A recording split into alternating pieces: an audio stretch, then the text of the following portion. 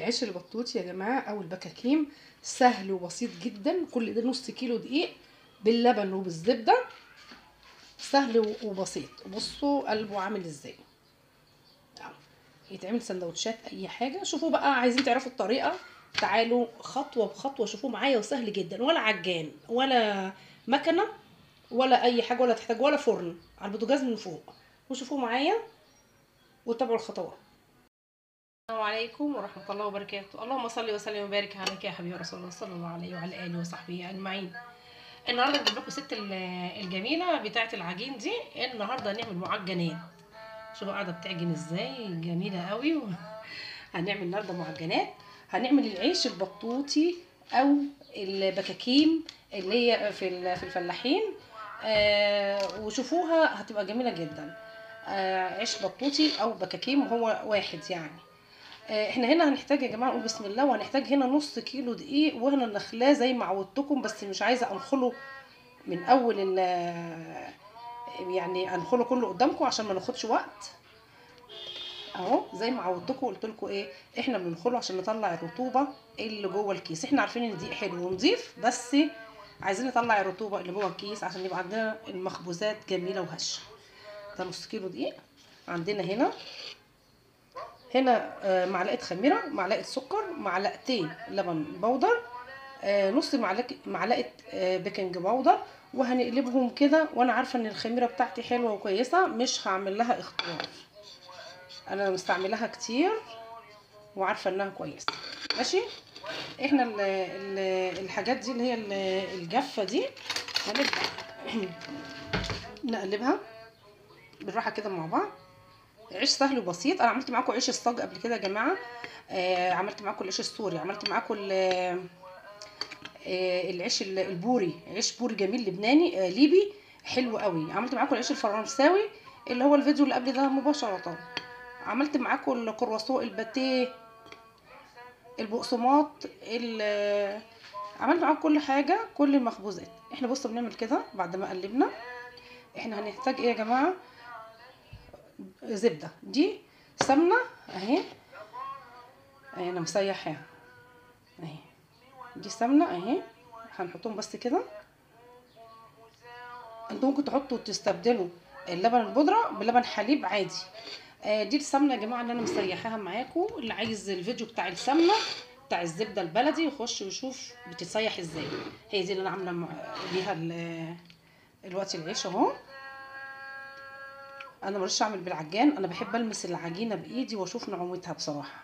العجان بستعمله قليل جدا اهو. احنا بندخلها، بنحاول ندخل كده في الدقيق. عندي ميه فاتره مش سخنه قوي عشان ما تبوظليش الخميره اهي، ولا ساقعه تجمد لي السمنه. احنا بنخليها فتره وبنقلب. عيش سهل جدا وجميل قوي. هنحط الميه يا جماعه تدريجيا، والميه زي ما قلت لكم حسب الدقيق. الدقيق في دقيق بياخد ميه كتير، وفي دقيق ما بياخدش ميه، يعني حسب الدقيق معاكي عامل ايه. اهو ده شكله كده ايه هياخد. نعجن بقى. شوفوا بقى العجينه دي بتتعجن لمده 10 دقايق يا جماعه. احنا عجننا العجينه اهي لمده 10 دقايق، بس مش عايزه اطول عليكم الفيديو. احنا بنعجنها في الاول بتبقى عجينه ملزقه. هي خدت بالمناسبه خدت كوبايه ونص ميه، وميه فطره زي ما قلت لكم. احنا عايزينها، هي الاول كانت عجينه ملزقه، فقعدت طبعا قلبت واعجن فيها لحد ما بقت كده، ما بقتش ملزقه، بقت ناعمه. طول ما انت بتعجنيها هتبقى ناعمه في ايدك وجميله كده، هتسهل عليك الدنيا. بعدين احنا بنعجنها كتير عشان نعمل عرق. شايفين اللي بيمط ده عرق. العجينه كده لازم نقعد نعجن فيها لحد ما تعمل عرق، تبقى عامله زي اللبانه كده. انما العجين بتاع البتيفور والبسكوت والكحك ناعم جدا، ما بتعملش عرق كده ابدا، بتقطع كده على طول. ده الفرق بين المعجنات الحلوه بتاعت النواعم والمعجنات بتاعت العيش. انا بقى هغطي العجينه لمده ساعه. لحد ما تخمر وتضاعف طعمها، تضاعف حجمها. بصوا انتوا شوفوا هي لحد فين في الطبق اهي. لما ترتفع بقى وتبقى كده خمرانه نبدا نشتغل فيها، وسهله جدا وبسيطه، وخليكم معايا. بصوا يا جماعه، تركنا العجينه ساعه اهي. بسم الله ما شاء الله ولا قوه الا بالله، هي خمرت اهي. انا نسيت اقول لكم ان انا حطيت ذره ملح في الدقيق، طبعا لازم الملح يا جماعه عشان يعدل الطعم اهي. بصوا ما شاء الله اهي، خمرت خالص وبقت طريه قوي وجميله اهي ما شاء الله.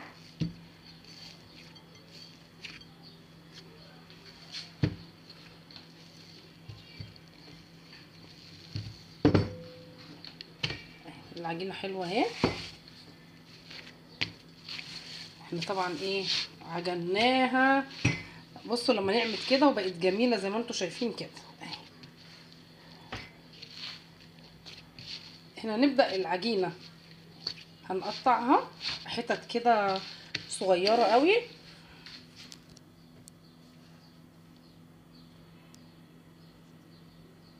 اهي.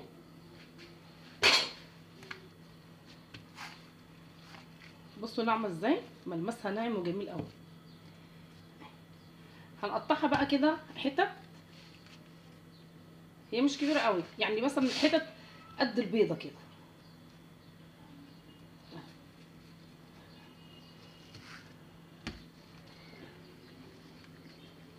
هنكورها كده عشان بس تبقى ناعمه اهي، ونحطها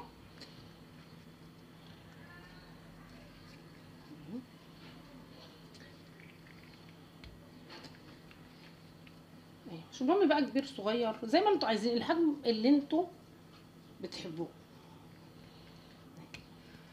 بصوا انا هكور بقى ايه العجينه كلها وهفردها معاكم وهنشوفها بقى مع بعض واحنا بس انا قلت اوريكم العجينه وهي خمرانه وجميله كده زي ما انتوا شايفين.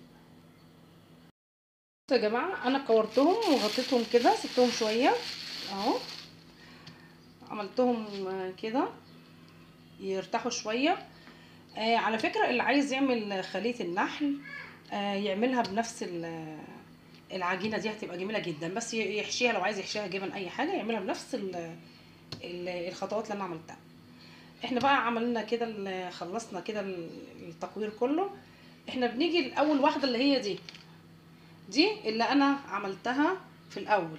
نيجي كده نجيب شويه دقيق، نحط كده شويه دقيق ونجيب لاول واحده عشان دي هتكون ارتاحت جدا، هتفرد معانا حلو قوي اهي. احنا بنعملها كده ونيجي. بصوا يا جماعه احنا بنعمل العيش البطوطي، لا مكنه ولا فرن. بصوا اهو، هو الحجم بتاعه الجميل اهو. ادي العيش البطوطي، بصوا الحجم ده، الحجم زي ما انت عايزه اهو. احنا بنحطه كده، هنفرد اللي جنبيها اهي نفس الحكايه. احنا بنكورها، انا عايزه دي عشان تديني المنظر بتاع المكنه. انتوا عارفين ان في مكن بيتعمل بيه والفرن، انا بقى مش هعمله في الفرن، انا هعمله على البوتاجاز من فوق في الخباز بتاعي الجميل اللي بعمل لكم فيه الحاجه ده. واهو زي ما انتوا شايفين، عشان ايه اللي ما عندوش مكنه ما يتعقدش، والله كده بينجز اكتر من المكنه اهو. بالراحه كده مع العجينه خالص اهي. بصوا بتفرد معايا ازاي عشان مرتاحه اهي. طول ما العجينه يا جماعه مرتاحه هتفرد معاكي حلو قوي. بصوا اهي ماشيه حلوه قوي قوي اهي. بصوا ده بقى احتاج مكنه، المكنه بندخل العجينه فيها عشان يبقى يدي المنظر ده اهو. وعاملينه طبعا على دقيق اهو علشان ما يلزقش، العجينه مش بتلزق اهي. بصوا انا هعمل برضو الكميه دي وهسيبه يرتاح علشان يقب معايا لما اجي اعمله. وشوفوه بقى هيبقى احلى عيش، احلى بكاكيم، هيبقى جميل جدا. وشوفوه كده وخطوه بخطوه. يا جماعه احنا خلصنا اهو العيش البطوطي الجميل الحلو قوي. احنا ريحناه، وزي ما قلت لكم هنبدا باول واحده اللي هي دي اهي اللي انا عاملاها معاكم اهي. هنبدأ بيها. وهنا عند الخباز على النار اهو هنحط كده. ده لازم ما يكونش يا جماعة بيلزق، خدوا بالكم ما يكونش بيلزق. احنا هنجيب واحدة تانية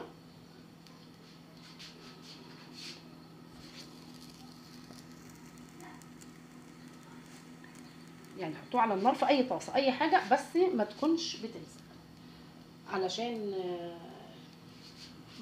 يعني ما يبص منكم العيش.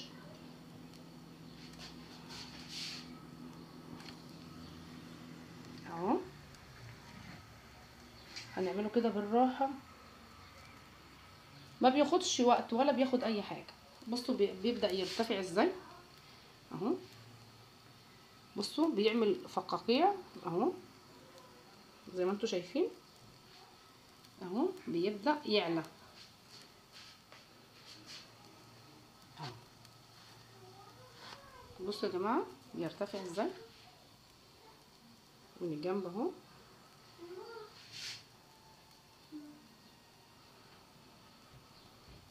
انا طبعا بصوا اهي النار اهي، النار هاديه مش شديده قوي.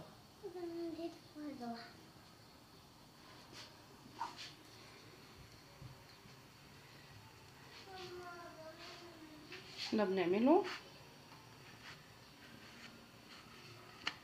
ما بياخدش وقت ولا بياخد اي حاجه.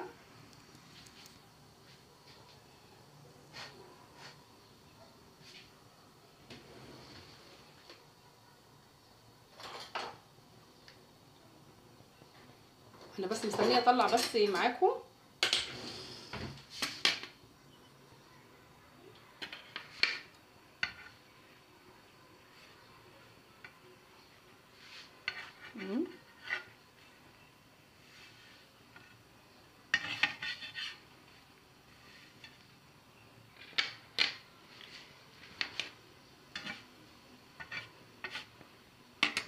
بصوا بيقب ازاي بيرتفع.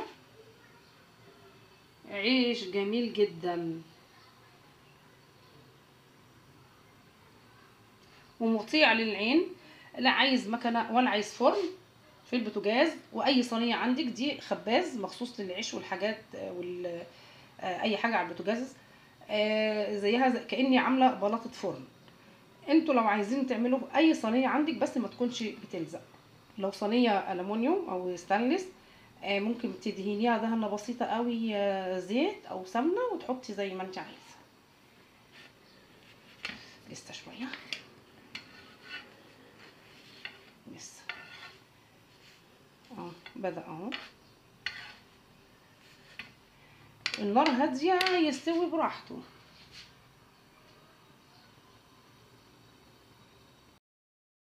بصوا يا جماعه دي تاني مره اهو احط. بصوا ما شاء الله، بصوا ما شاء الله قلب ازاي اهو. اقلبه كده اهو. بصوا بصوا قلب على النار ازاي اهو. ما خدش معايا حاجه خالص. نجيب ده اهو.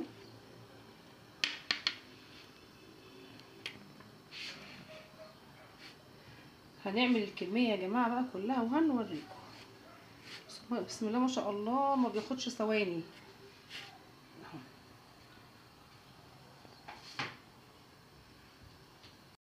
بصوا يا جماعه دي اخر حبه بقى بعملهم اهو.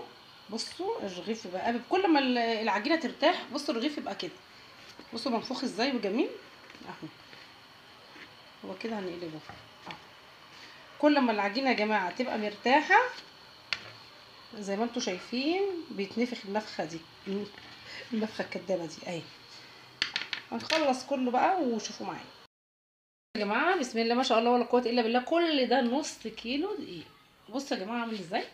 بصوا العيش البطوطي الجميل او البكاكيم اي زي ما انتم بتسموه.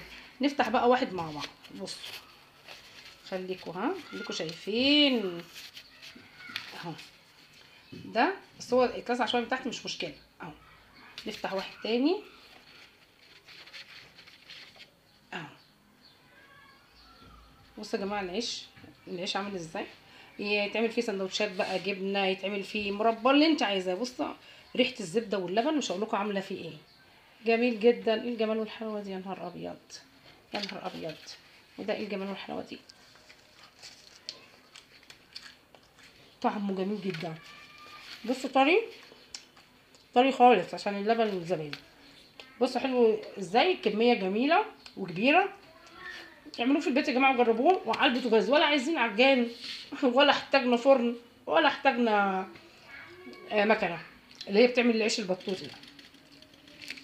سهل وبسيط، واعملوه وهتشكروني عليه جدا.